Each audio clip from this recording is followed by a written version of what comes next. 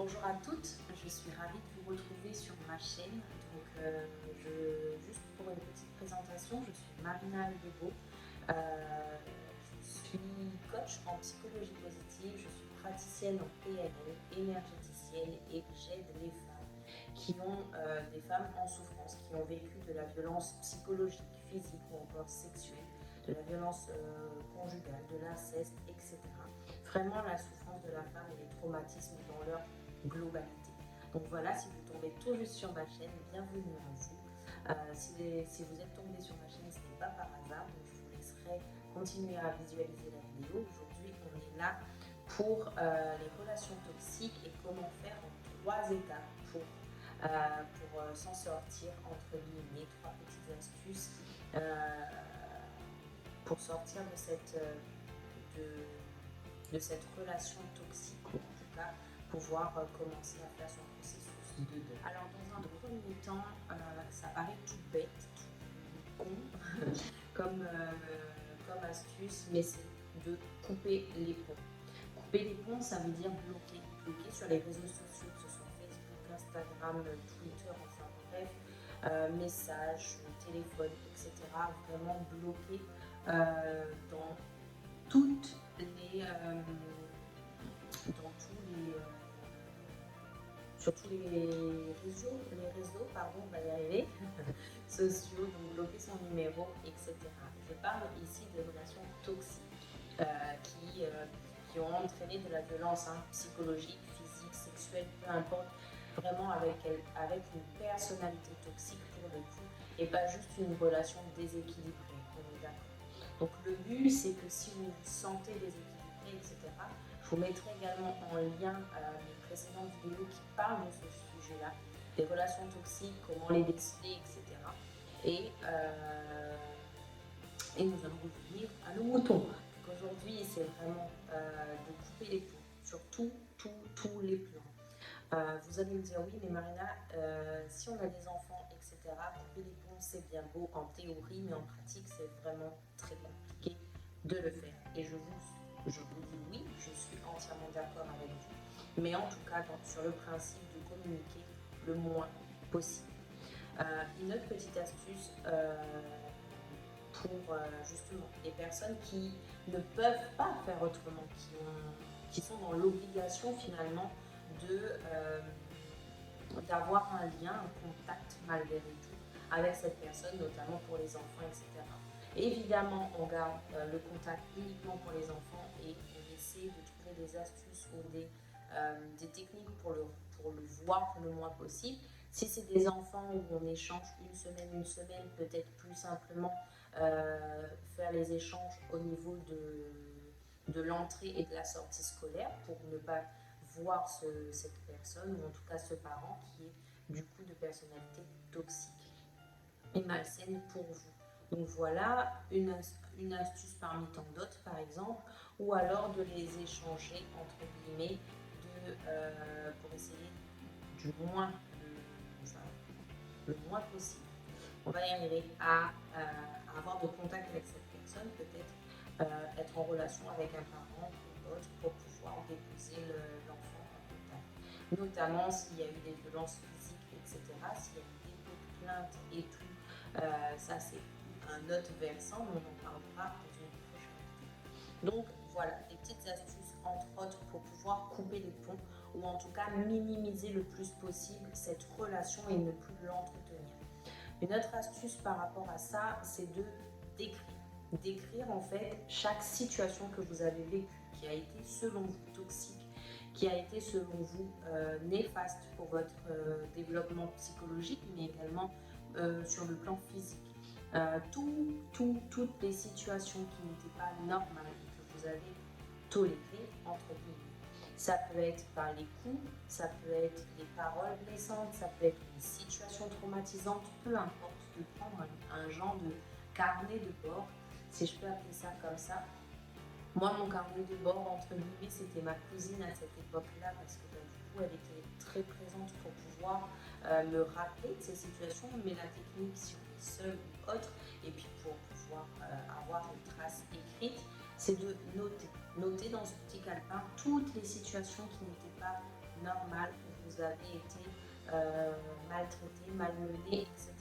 Pourquoi je vous dis ça? Parce que les moments où il y aura un échange, parce que cette personne, si vous ne pouvez pas le bloquer et le couper sur tous les plans parce que vous avez des relations pour les enfants ou autres, en général, je vous conseille juste des relations pour les enfants. Si vous n'avez pas d'enfants, coupez tout, tout, tout, tout, tout, tout. Il n'y a pas de oui, mais, oui, non. Non, en fait, coupez parce qu'il va revenir à la charge au moindre petits instants on va dire, petite faille qu'il aura.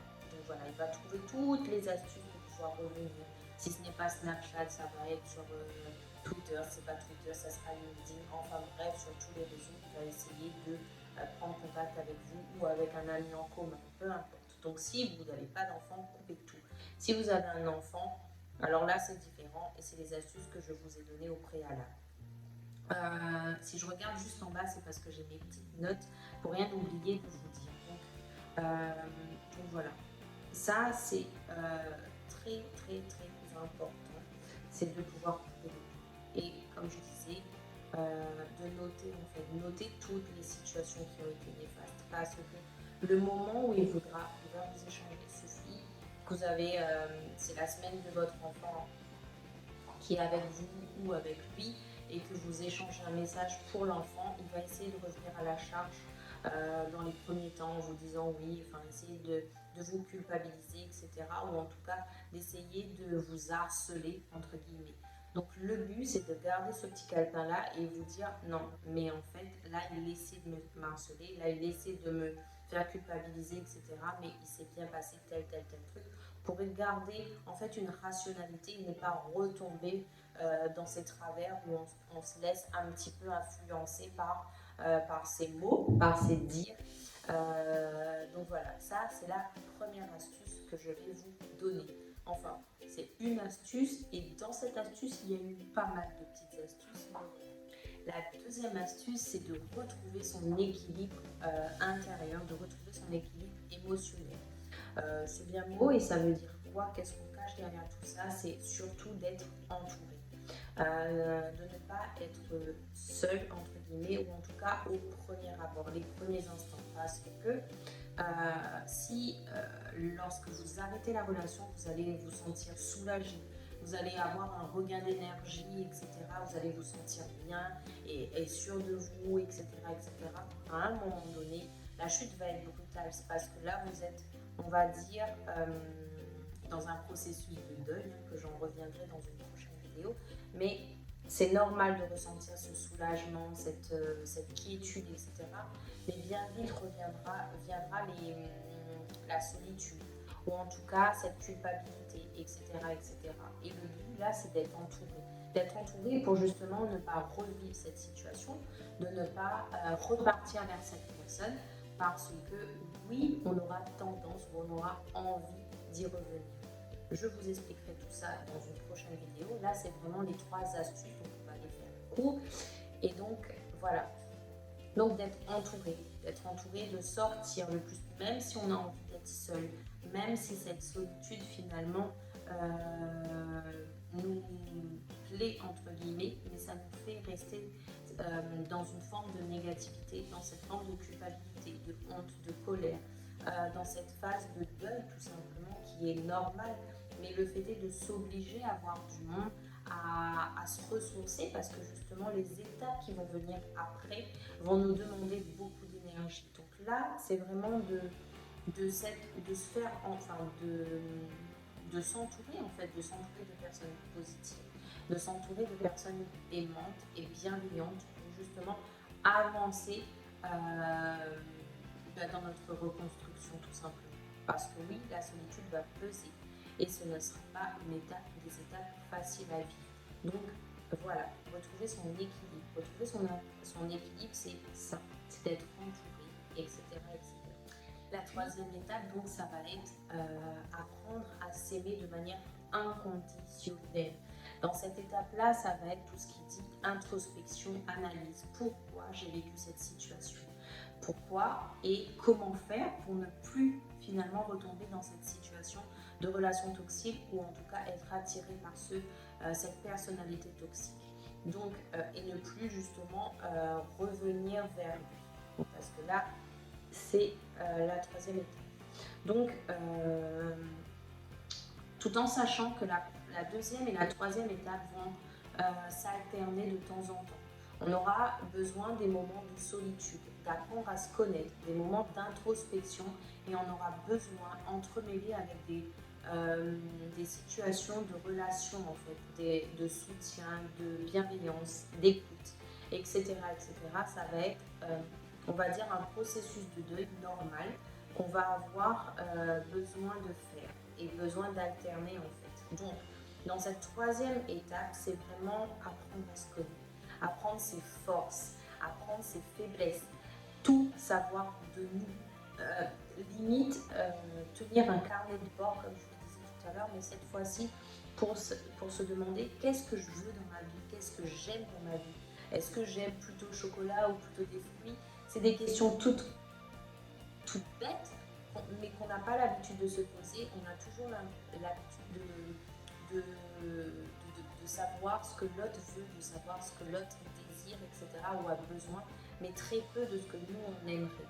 Donc là, cette étape-là, c'est le moment de l'introspection, de se demander qu'est-ce que je veux dans ma vie. Je sais que cette relation m'a détruite, entre guillemets, ou en tout cas m'a mise à mal, m'a mise par terre actuellement, mais qu'est-ce que moi j'ai envie pour m'en sortir, et qu'est-ce que je veux dans ma vie. Qu'est-ce que je ne veux plus, parce que ça on le sait très bien, mais qu'est-ce que je veux, qu'est-ce que je décide à partir d'aujourd'hui pour moi, pour mes enfants si j'en ai, mais déjà dans un premier temps pour moi. Donc cette reconstruction, elle va commencer avant tout par une introspection, un besoin justement de solitude, de se poser ces questions. Qu'est-ce que j'aime dans la vie? Qu'est-ce qui me ressource? Qu'est-ce qui me fait du bien? Comment j'aime être aimée? Comment j'ai envie et j'ai besoin d'être aimée? Comment les gens autour de moi me montrent leur amour? Et comment est-ce que moi, je m'apporte cet amour inconditionnel également? Donc ça, c'est dans un premier temps. Puis aussi de se demander, ok, qu'est-ce qui a fait qu'il a trouvé une faille pour s'intégrer ou s'immiscer en moi?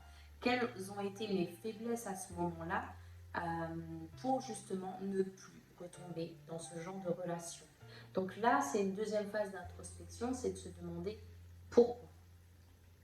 Pourquoi je suis arrivée là? Comment il a fait pour pouvoir, on va dire, m'atteindre et pour pouvoir entretenir cette relation pendant quelques mois, quelques semaines, ou voire même quelques années.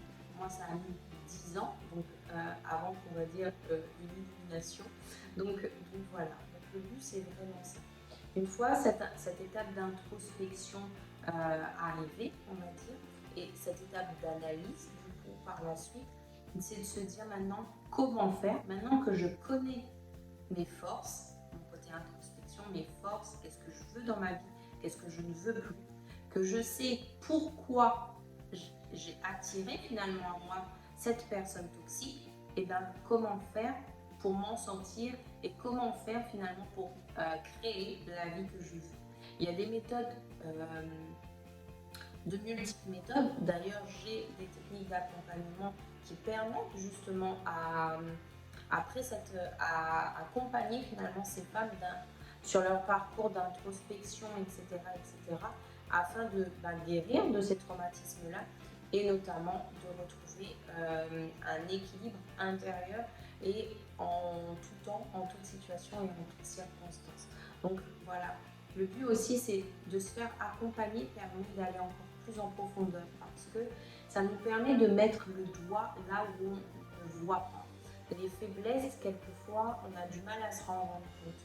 Moi, par exemple, lorsque mon coach m'a dit une fois que j'étais, on va dire, j'avais tendance à mentir aux autres, et du coup, par effet ricochet, à me mentir, ça m'a fait un choc en fait, parce que je me suis dit, je prône justement l'honnêteté, la bienveillance, l'écoute, etc. Comment est-ce qu'il peut me dire que je mens, que je mens aux autres et que je me mens à moi-même? Donc effectivement, il m'a fallu un petit temps d'introspection pour me dire que oui, il avait raison, parce qu'en écoutant que l'extérieur, on va dire, en mettant mon cerveau en mode pause et en donnant tout ce que je pouvais aux autres, bah, quelque part, je refusais de voir ce dont j'avais besoin. J'offrais, même si j'en avais pas envie. Euh, on me disait de sortir à tel endroit, même si j'avais envie de sortir de l'autre bout du monde, et bah, je suivais parce que j'avais pas envie d'y aller seule, parce que j'avais tout simplement pas envie de rendre la personne triste, etc., etc. Donc il y a des étapes comme ça, des cheminements à faire qui permettent vraiment une reconstruction dans toutes les sphères de notre vie. Et il y a de multiples vidéos qui vous aident également là-dessus.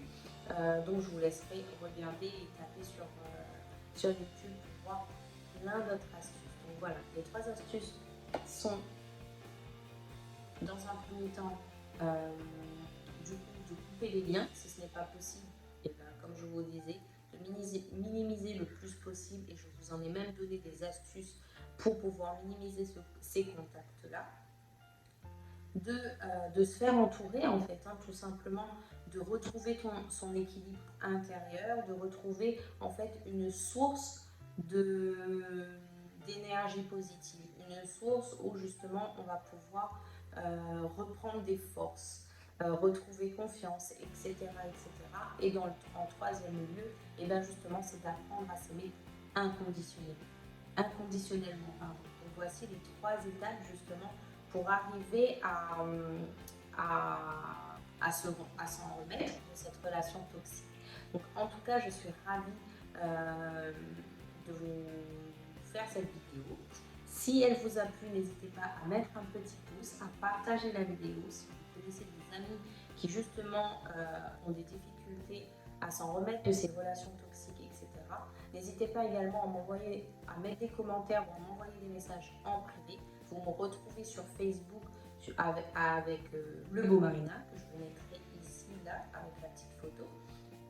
Et vous pourrez du coup prendre contact avec moi et on pourra en discuter de manière plus fluide, on va dire. Donc voilà, je vous laisse également les liens des différentes vidéos que j'ai déjà faites sur le sujet et je vous laisse découvrir les autres qui arrivent et qui vont être en cours. Notamment, je vais vous faire plusieurs vidéos sur les 5 étapes de deuil de la relation toxique, des étapes nécessaires pour notre reconstruction. Pas simple, pas facile, mais nécessaire. Donc voilà. En tout cas, je vous souhaite une belle journée. Je vous remercie de m'avoir suivi pour cette vidéo et je vous dis à mercredi prochain pour la prochaine. Bisous à vous.